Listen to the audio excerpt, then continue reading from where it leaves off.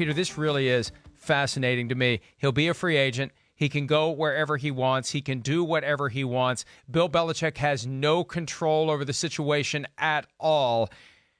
What do you think is going to happen with Tom Brady in 2020? My gut feeling, but it's only a gut feeling, is that he's probably going to play somewhere else. Mike, look at what has to happen for him to stay in New England, in my opinion. I think, first of all, the money has to be right for Brady. Second of all, they've got to make some major expenditures on offense. Because, why would you bring back Tom Brady to muddle through an offensive season like he just muddled through? They struggled to do anything the last 7-8 weeks of this season.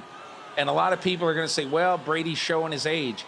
This is the worst collection of offensive talent around him probably in his career in New England, Mike. And they didn't have a tight end. They lost on Gronkowski and Jared Cook on the same day in March.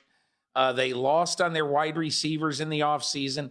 Edelman was never really Edelman. He caught 100 balls, but he didn't seem great all year either.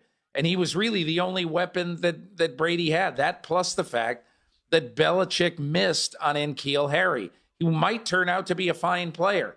But in bypassing Deebo Samuel and A.J. Brown and D.K. Metcalf and Terry McLaurin, was a major, major mistake. That would have made a huge difference in the Patriots season. So I just think that if you're Tom Brady, you're looking at this situation and say, as painful as it is, I'd probably rather play somewhere else where I have a chance for the next year or two. Hey, and another spot where Bill Belichick, who we praise as the greatest coach of all time in any sport, failed, locking onto Mohamed Sanu and giving up a second-round pick to the Falcons when Emmanuel Sanders, who was obtained for a third-rounder by the 49ers, and the 49ers originally wanted Sanu. Sanders ended up being the much better option. And I don't know how much of it is the complexity of the offense, young receivers having a hard time making an impact right away. Maybe any of the guys you mentioned who were very good elsewhere would have struggled in New England as well. But you're right, Peter. The cupboard is bare there offensively. And if you're Tom Brady and you have suitors lined up out the door, and I think they will be for business reasons and for football reasons, because he's going to sell tickets, he's going to sell jerseys, he is going to create excitement. You're not going to win all your games. Maybe you'll make it to the playoffs, maybe you won't, but you're trying to make money. And Tom Brady is going to help you make a ton of money. I think it's going to be like Peyton Manning in 2012 all over again.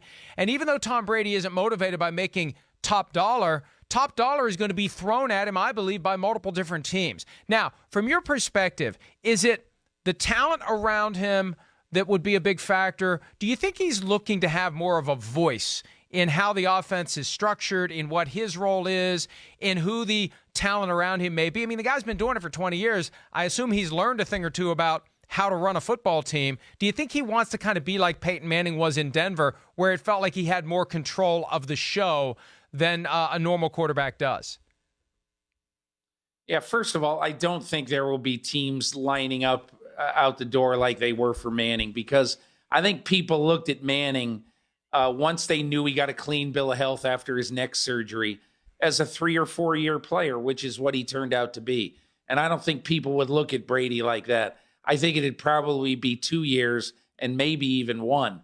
But be that as it may, Mike, I don't think he wants to go somewhere to a brand new offense where everything is absolutely brand new.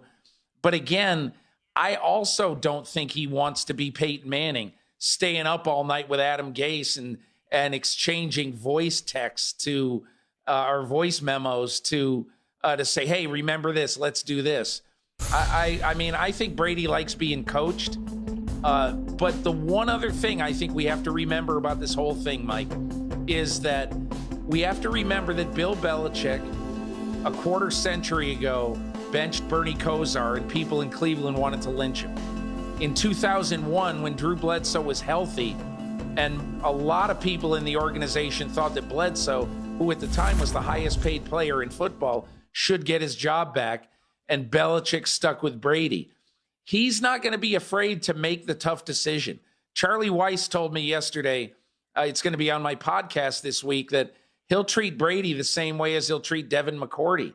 He views both of them as incredibly valuable pieces on their team, but he's not going to be emotional about it. He's going to do what he feels is best for the long-term interests of the team. And that's where you could have a potential conflict between head coach and ownership. The Krafts view Tom Brady as an unofficial member of the family. And if Brady wants to stay and they want him to stay and Belichick wants him to go, you get into a little rock, paper, scissors battle that could get very interesting. And you talked to Robert Kraft, and it sounds like he would like Brady to stay or retire. Obviously, he doesn't want to see Tom Brady playing for someone else. No owner wants to see a star player go somewhere else and play well. They'd rather see him play for no one if they're not going to play for the team that they've spent their career with. Yeah, I think that's a very good way to put it. When I look back over all the stuff that Kraft told me Saturday night before the game, that was easily the thing that stood out the most. Basically, I hope and pray that Tom plays for us next year, or number two, that he retires. And that's not what Tom Brady wants. I can tell you that much. He might play for the Patriots, and if he does, he'll go back willingly and I think happily.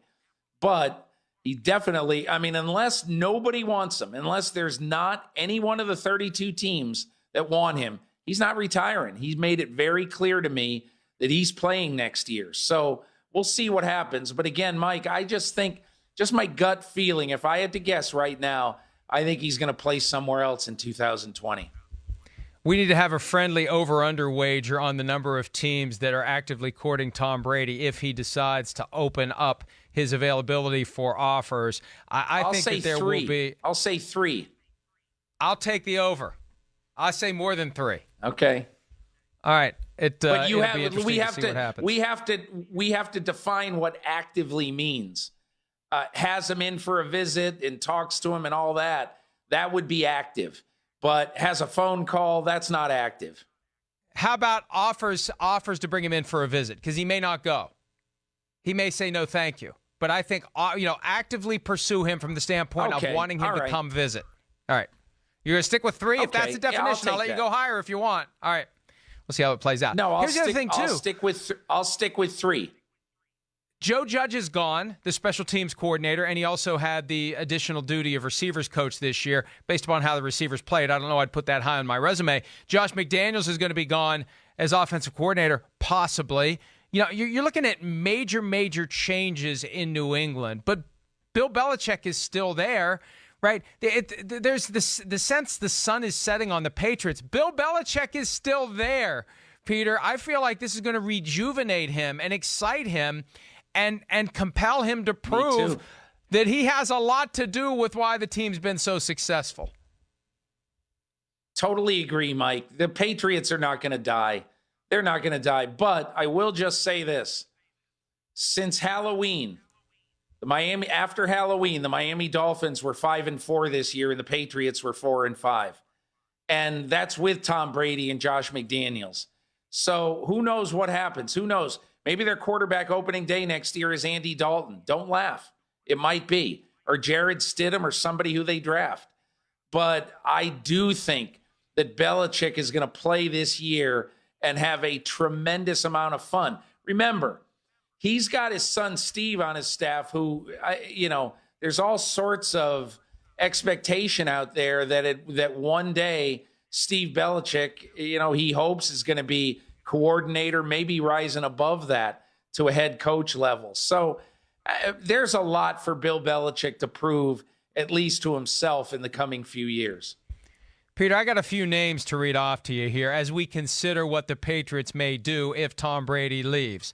Ryan Tannehill, Marcus Mariota, Phillip Rivers, Eli Manning, Case Keenum, Dak Prescott, Drew Brees, Teddy Bridgewater, Jameis Winston, Blake Bortles. They're all due to become unrestricted free agents. Now, Prescott's not going to be available, but those are the guys, the starting quarterbacks with name recognition, or former starting quarterbacks in the case of a guy like Bortles and Bridgewater, who will be available free and clear for Bill Belichick to bring in if he wants to. And you mentioned Dalton. He's in that cut of guys who are under contract for next year, but are likely going to be available because they're either going to be released or they're available in trade. Cam Newton's out there. Cam Newton's 2-0 against the New England Patriots. Wouldn't that be something to see Cam Newton in a New England Patriot uniform? I mean, there's a bunch of different ways Bill Belichick can go, which I think adds to this sense of excitement. It's renewed. It's rejuvenated. It's refreshed. It's a reset button for Bill Belichick as he goes forward, as you said, with Steve Belichick as his active protege, possibly with the plan of handing the baton to Steve at the appropriate time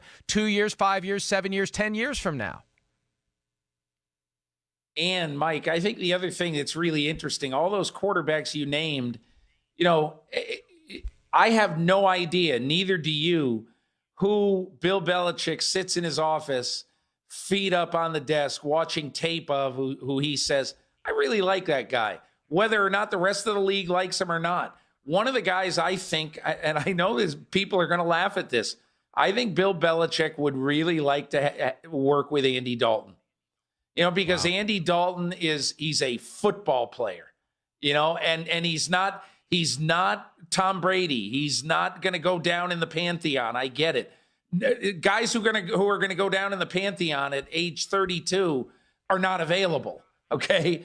But Russell Wilson's not available. But I think Andy Dalton would be a very compelling guy to be a bridge, either to be their quarterback for a while or to be their bridge guy to the next quarterback, or to take Jarrett Stidham under his wing, as Brady did some this year, and make the best of Jarrett Stidham for 2021 and beyond. Hi, I'm Mike Tirico, and thanks for watching. Make sure to hit subscribe for the latest news and highlights from NBC Sports.